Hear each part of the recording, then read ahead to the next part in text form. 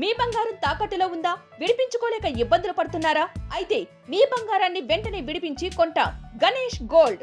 మీరు సంప్రదించాల్సిన ఫోన్ నంబర్లు 9160-266-916, 8712619507. మాజీ మంత్రి అంబటి రాంబాబు మాట్లాడుతున్నారు. లైవ్ లో చూద్దాం.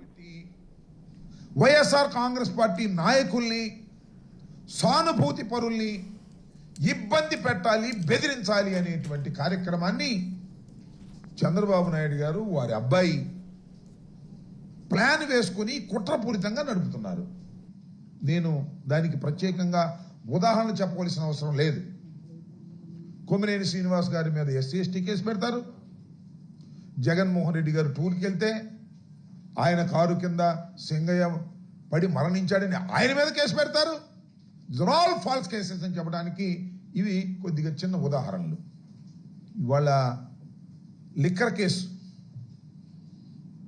ఫిబ్రవరిలో సిట్ వేశారు. అసలు ఈ ప్రభుత్వం రాగానే ఒక కంప్లైంట్, ఒక పిచ్చి కంప్లైంట్, ఎవరిచ్చారో వారు తెలియదు. ఒక ఆకాశరమణ ఉత్తరంలాగా కంప్లైంట్ ఇవ్వటం, దాన్ని రిజిస్టర్ చేయటం, దాన్ని స్పెషల్ ఇన్వెస్టిగేషన్ టీమ్ అని ఒక దాన్ని వేయటం, దానికి డైరెక్షన్లు ఇవ్వటం, ఎవరెవరిని అరెస్ట్ చేయాలి ఏంటి కథ. చాలామంది అరెస్ట్ చేశారు ఇంతకు ముందు కూడా అనేక కేసుల్లో. సోషల్ మీడియా వర్కర్స్ అరెస్ట్ చేశారు, మాజీ శాసనసభ్యుల్ని అరెస్ట్ చేశారు. అన్ని ఫాల్స్ కేసులే. మీరు పల్నాడులో చూసినట్లయితే 2 తెలుగుదేశం గ్రూపులు కొట్టుకొని 2 చనిపోతే దానిలో వైఎస్ఆర్ కాంగ్రెస్ పార్టీకి చెందినటువంటి మాజీ శాసనసభ్యుడు పిన్నెల రామకృష్ణారెడ్డిని వారి తమ్ముడిని పెడతారు.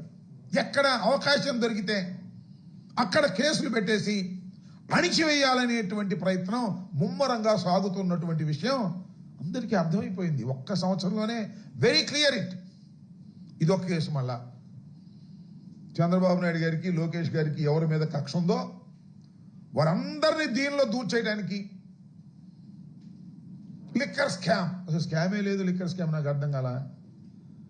దోపిడీకి వీలుగా నూతన మద్యం విధానాన్ని వైఎస్ఆర్ కాంగ్రెస్ పార్టీ తీసుకొచ్చింది అనేటువంటి మాట మాట్లాడుతున్నారు. ఎస్, వైఎస్ఆర్ కాంగ్రెస్ పార్టీ అధికారంలోకి వచ్చిన తర్వాత ఒక నూతనమైన విధానాన్ని తీసుకొచ్చింది.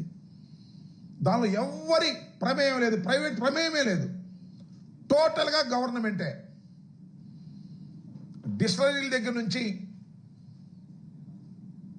లిక్కర్ని తీసుకోవడం, అవుట్లెట్స్ అన్నీ కూడా గవర్నమెంట్వే. ఎక్కడ ప్రైవేటు వారి జోక్యం లేదు. ఇవాళ అన్ని ప్రైవేటు వారి జోక్యం. బెల్ట్ షాపులు ఎక్కడ పడితే అక్కడ విచ్చలవిడిగా అమ్మటం, MRP రేటు మీద 10-20 అమ్ముకోవడం, ఇలా విచ్చలవిడిగా ఇవాళ చేస్తున్నారు. కానీ వైఎస్ఆర్ కాంగ్రెస్ పార్టీ అధికారంలోకి వచ్చిన తర్వాత మద్యాన్ని నియంత్రించాలి కనీసం అని మద్యం వాడకాన్ని తగ్గించి రేట్లు పెంచి ఆదాయాన్ని పెంచినటువంటి సందర్భం. ఎక్కడా కూడా ప్రభుత్వానికి నష్టం జరగకపోయినా మేము అధికారంలోకి వచ్చాం. కూటమి ప్రభుత్వం ఘన విజయం సాధించింది. చంద్రబాబు నాయుడు గారి ప్రభుత్వం, జగన్మోహన్ రెడ్డి గారికి కేవలం 11 సీట్లే వచ్చాయి. దీనిలో ఎవరెవరు ఉన్నారో కక్ష కట్టేసి వారందరినీ తీసుకొచ్చి లోపల పెట్టేయాలి అనేటువంటి కార్యక్రమంలో వాళ్ళ చంద్రబాబు నాయుడు గారు ఈ సిట్టు పవిత్రం చేస్తూ ఉంది. నేను మనవి చేస్తున్న 3 సార్లు గెలిచాడండి మిథున్ రెడ్డి గారు. 47 years, is an young man. పార్లమెంట్కి వెళ్ళినటువంటి వ్యక్తి. వైఎస్ఆర్ కాంగ్రెస్ పార్టీ ఓడిపోయినప్పుడు కూడా మొదటి 2014లో గెలిచాడు.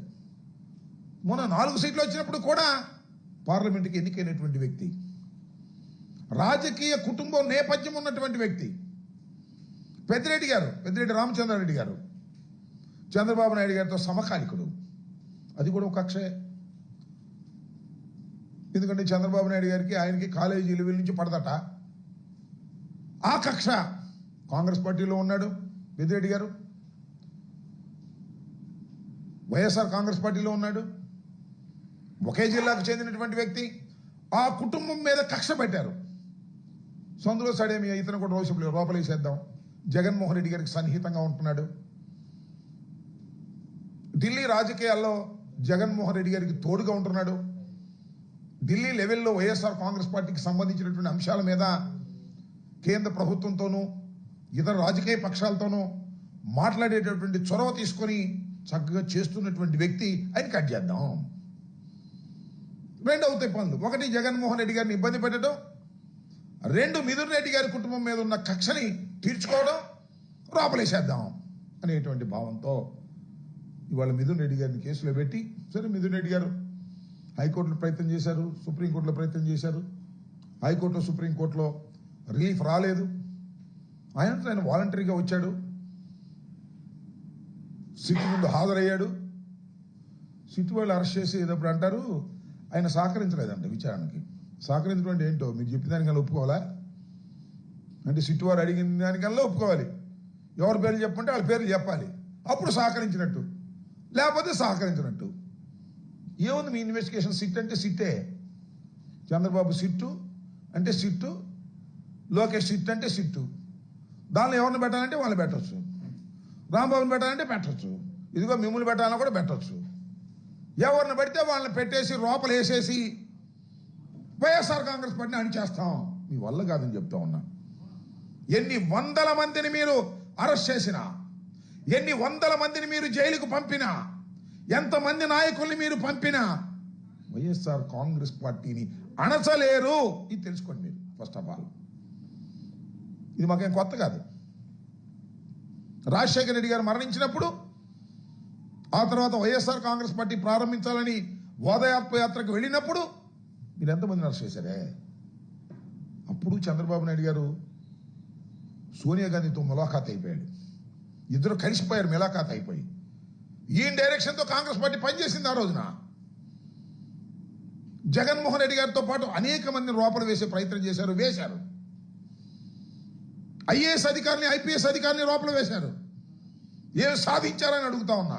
ఇవాళ కూడా ఐపీఎస్ అధికారుల్ని లోపలేస్తున్నారు, ఐఏఎస్ అధికారులను కూడా లోపలేస్తున్నారు. ఏమి సాధించారు చంద్రబాబు నాయుడు గారు? మీరు జగన్మోహన్ రెడ్డి గారి మీద కక్ష.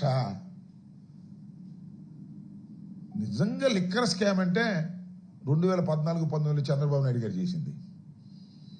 చంద్రబాబు నాయుడు గారు వాళ్ళు ఎక్కడో అంటున్నాడు రాజకీయ మలినాలను ఏరివేయాలంట. అది చంద్రబాబు నాయుడు కన్నా రాజకీయ మలినం ఈ రాష్ట్రంలో, ఈ దేశంలో ఎవరున్నారు చెప్పండి? చంద్రబాబు నాయుడు కన్నా క్రిమినల్ ఎవరున్నారు చెప్పండి? అన్ని క్రిమినల్ పాలిటిక్సే కదా నువ్వు చేసింది. నీకు అడ్డం వచ్చిన వాళ్ళ దొరికించే కార్యక్రమం చేస్తావు. తడి గుడ్డలతో గొంతులు కోసేటటువంటి కార్యక్రమం వాళ్ళు ఏదో చెప్తా ఉన్నావు. నువ్వు జగన్మోహన్ రెడ్డి గారి మీద బురదలేటటువంటి కార్యక్రమాలు చేస్తూ ఉన్నావు. జగన్మోహన్ రెడ్డి గారిని వ్యక్తిత్వ హననాన్ని చేయాలనేటువంటి ప్రయత్నం చేస్తున్నావు. లిక్కర్లో స్కామే లేదు, చాలా ట్రాన్స్పరెంట్ గా జరిగినటువంటి కార్యక్రమం. దానిలో నువ్వు అనేక మందిని పెట్టి ఇవాళ కక్ష తీర్చుకోవాలనేటువంటి ప్రయత్నంతో చంద్రబాబు నాయుడు గారు పనిచేస్తున్నారు. చాలా సందర్భాలు నేను చెప్తూ ఉన్నా. లిక్కర్కి సంబంధించినటువంటి విషయంలో కాంపిటీషన్ కమిషన్ ఆఫ్ ఇండియా ముందు అనేక ప్రశ్నలకు సమాధానాలు వచ్చాయి. ఇచ్చిన తీర్పులో అనేకమైనటువంటి అప్రిషియేషన్స్ వచ్చాయి. వైఎస్ఆర్ కాంగ్రెస్ పార్టీ హయాంలో తీసుకున్నటువంటి నిర్ణయాల వల్ల. సరే మీరేదో పిచ్చి ప్రచారాలు చేశారు, బ్రాండ్లని అదేని ఇదేని. ఇవాళ ఏం చేస్తున్నారు మీరు? ఏ బ్రాండ్లు ఇస్తున్నారే? నాణ్యమైన మద్యమాన్ని ఇస్తున్నారుగా. ఇవాళ నాణ్యమైన మద్యం అది. ఎంతమంది వాళ్ళ మిమ్మల్ని ఇష్టం వచ్చినట్టుగా విమర్శిస్తున్నారు. దానికి సమాధానం మేము ఉన్నప్పుడు బెల్ట్ షాప్ ఉందా అని అడుగుతా ఉన్నా. వైఎస్ఆర్ కాంగ్రెస్ పార్టీ అధికారంలో ఉన్నప్పుడు బెల్ట్ షాపే లేదు. ప్రభుత్వమే మద్యాన్ని అవుట్లెట్స్ పెట్టినటువంటి సందర్భం. ఇవాళ ఎక్కడ చూసినా బెల్ట్ షాప్ లేదా, ఎక్కడ చూసినా గంజాయేగా. గంజా ఎంత విచ్చలవిడిగా దొరుకుతుంది వాళ్ళ రాష్ట్రంలో. హోంమంత్రి గారు ఏం చెప్పారు? 100 రోజుల్లో గంజాయి లేని రాష్ట్రాన్ని మీరు చూస్తారు అంది. 100 రోజులు అయింది ఇప్పటికి. ఎన్ని 100 రోజులైంది? బెల్ట్ తీస్తా, బెల్ట్ షాప్ ఉంటే అన్నారు. ఏది బెల్ట్ షాప్ లేనిది ఎక్కడ? ఏమండి చంద్రబాబు నాయుడు గారు బెల్ట్ షాప్ లేనిది ఎక్కడ చెప్పడని అడుగుతా ఉన్నా. ఒక గొప్ప విధానాన్ని తీసుకొచ్చినటువంటి ఘనత వైఎస్ఆర్ కాంగ్రెస్ పార్టీది. అఫ్ కోర్స్ మేము ఓడిపోయాం కాబట్టి మేము చేసేవన్నీ తప్పులని మీరంటే నమ్మరు జనం. ఇవాళ మెచ్చుకుంటున్నారు. ఇవాళ మేము చేసినటువంటి కార్యక్రమాలు మేము పంపిణీ చేసినటువంటి సంక్షేమ కార్యక్రమాల గురించి, పంపిణీ విధానం గురించి ఇవాళ లాట్ ఆఫ్ అప్రిషియేషన్. నిన్ను చూసిన తర్వాత మరి దుర్మార్గుడా ఇన్ని చేస్తున్నావు, నువ్వు ఏది చేయటం లేదు, జగన్మోహన్ రెడ్డి గారు అద్భుతంగా చేశారనేటువంటి భావనతో ఇవాళ ఉన్నారు. ఎంటైర్ పోలీస్ వ్యవస్థ లా అండ్ ఆర్డర్ లేదు, ఏం లేదండి, ఏం జరుగుతున్నా పట్టించుకోరండి. రాజకీయంగా జగన్మోహన్ రెడ్డి గారిని, వైఎస్ఆర్ కాంగ్రెస్ పార్టీని ఎట్లా అణచాలి అంతే, రెండోది లేదు. కేసులు పెట్టడం, లోపలేయటం. ఎంతమందిని వేస్తారే? 12 మందిని వేశారు దీనిలో. ఈ 12వ వ్యక్తి ఎన్ని రోజులు ఉంటారు? శాశ్వతంగా ఉంటారా? రారా బయటికి? మానసికంగా బలవంతులు కాలేదా? అవడం లేదా? అలవాటు అవడం లేదా? లోపల వేసేస్తే రాజకీయాలు వదిలిపెట్టి పారిపోవాలా? ఇవాళ ఒక్క విషయాన్ని చాలా స్పష్టంగా చెప్పాలి. రాజకీయాలు చెయ్యాలన్నా, రాజకీయాల్లో ఉండాలన్నా కేసులకు భయపడాల్సిన అవసరం లేదు. అవసరమైతే 2 నెలల్లో, 3 నెలల్లో, 4 నెలల్లో, 5 నెలల్లో జైల్లో ఉండటానికి కూడా సిద్ధపడాలి అనేటువంటి భావనతోనే ఇవాళ వైఎస్ఆర్ కాంగ్రెస్ పార్టీ ముందుకు వెళుతుంది. గుర్తుపెట్టుకోమని మనవి చేస్తున్నా. ఎక్కడ భయపడే ప్రశ్నే లేదు.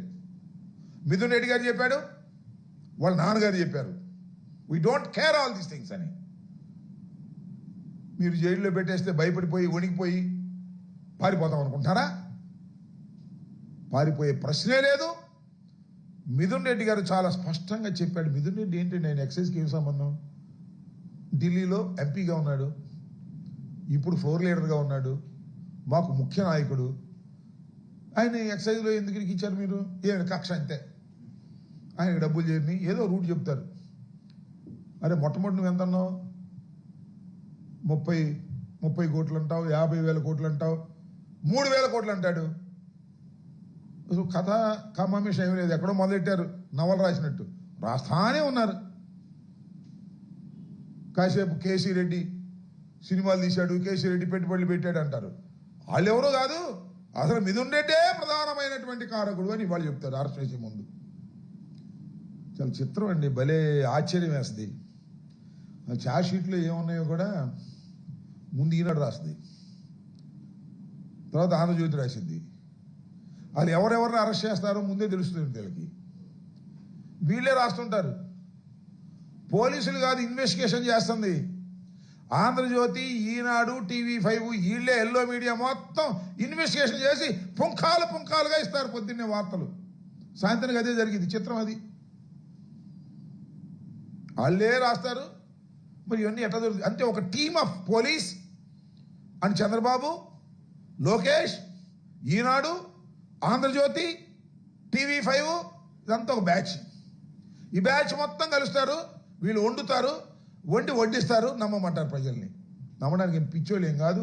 చెవుల్లో పూలు పెట్టుకుని పూర్వం నమ్మారేమో, ఇవాళ నమ్మే పరిస్థితే లేదు. పోలీసులు చెప్పేది నమ్మే పరిస్థితే లేదు. ఏ సెక్షన్లు వర్తించకపోయినా ఆ సెక్షన్లే చేస్తారు. చాలా చిత్రం అండి. మన గుంటూరులో నిన్న సిఐ గారు వచ్చి ఫ్లెక్సీలు తీసుకెళ్ళాడు. ఫ్లెక్సీలు కడితే వైఎస్ఆర్ కాంగ్రెస్ పార్టీ వాళ్ళు మేము వెళ్తుంటే అక్కడ మీటింగ్ జరుగుతుంటే ఫ్లెక్సీలు కట్టారు. సాక్షాత్తు లా అండ్ ఆర్డర్ కాపాడవలసినటువంటి పోలీసు వారు వచ్చి ఆ ఫ్లెక్సీలు తీసుకెళ్లారండి. ఈ రెండో పని లేదు వాళ్ళకి. తెలుగుదేశం ఫ్లెక్సీలు ఎన్ని ఉన్నాయి? వాళ్ళకి ఏమైనా పర్మిషన్ ఉందా? వైఎస్ఆర్ కాంగ్రెస్ పార్టీ ఫ్లెక్సీ కట్టడానికి లేదు, మీటింగ్ పెట్టడానికి లేదు, బయటికి రావడానికి లేదు. అందరూ జైల్లో ఉండాల్సిందే. జగన్మోహన్ రెడ్డి గారు వెళ్ళారనుకో పర్మిషన్ ఉండడానికి లేదు. 5, 6 వెళ్ళాలి, లేదు 30 మంది, 500 మంది లెక్క పోలీసులు రోజు కాపలా. ఏం పోయేగాలం వచ్చింది నాకు అర్థం కాదు. చంద్రబాబు నాయుడు గారు, లోకేష్ గారు ఇలాంటి దుర్మార్గమైనటువంటి ఏ స్కాము లేనటువంటి దానిలో మీరు స్కామ్ ఉందని ప్రచారం చేసి అరెస్ట్ చేసి లోపల పెట్టి ఏదో సాధించాలని మీరు అనుకుంటున్నారు. ఏమీ సాధించలేరనే విషయాన్ని కడకు తెలుసుకుంటారు. చంద్రబాబు నాయుడు గారు చెప్పినట్టుగా కడకు మీకు తెలుసుకునేటటువంటి ప్రయత్నం తప్పనిసరిగా ఉంటుంది. అసలు చంద్రబాబు నాయుడు కన్నా లిక్కర్ స్కామ్ ఎవరండి? నేను ఫస్ట్ టైం ఎమ్మెల్యే కాకముందు, ఎమ్మెల్యే అయిన తర్వాత కూడా నారావారి పాలన, సారా పాలన నారావారిది అని చెప్పేవాళ్ళు స్లోగన్. అసలు సారా పరిపాలించింది, సారా స్కాములు చేసేది, మద్యం స్కాములు చేసేది చంద్రబాబు నాయుడు గారు. చంద్రబాబు నాయుడు గారు ఎలాంటి స్కామ్ చేశాడంటే ఇరుక్కుపోయాడు. ఆయనే ముందు జీవో ఇష్యూ చేసి దీనిలో ఉన్నదాన్ని క్యాబినెట్లో యాక్సెప్ట్ చేశాడు. ఆయన సంతకాలు ఉన్నాయి క్యాబినెట్లో. సాక్ష్యాధారాలతో కేసు పెట్టారు సిఐడి వాళ్ళు. కోర్టులో పెండింగ్లో ఉంది. దాన్ని ఏదో మాయ మాటలు చెప్పి దాన్ని ఏదో మాయ చేసి అది విత్డ్రా చేసుకుందామని ఎత్తేద్దామని చూస్తున్నాడు ఇప్పుడు ఆయన మీద ఉన్న కేసుని. మా మీద కేసు పెట్టాడు మళ్ళీ అప్పుడు జగన్మోహన్ రెడ్డి గారి మీద కేసు పెట్టి దానికి దీనికి పోటీ పెట్టి ఆ కేసును విత్డ్రా చేసుకోవాలనేటువంటి ప్రయత్నంలో జరుగుతూ ఉంది. సాధ్యం కాదు, సాధ్యం కానీయం కూడా. చట్ట ప్రకారం చంద్రబాబు నాయుడు గారంతా స్కామ్ చేసే మనిషి ఎవ్వరూ లేరు ఈ దేశంలో.